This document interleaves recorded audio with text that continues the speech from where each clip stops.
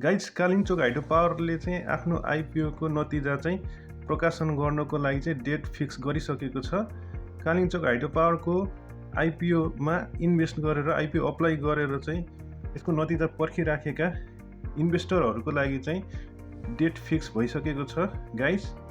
र जम्मा आइपिओ भर्ने सङ्ख्या रहेको थियो 27,50,175 जना र आइपिओ पर्ने चाहिँ जम्मा 68 जना।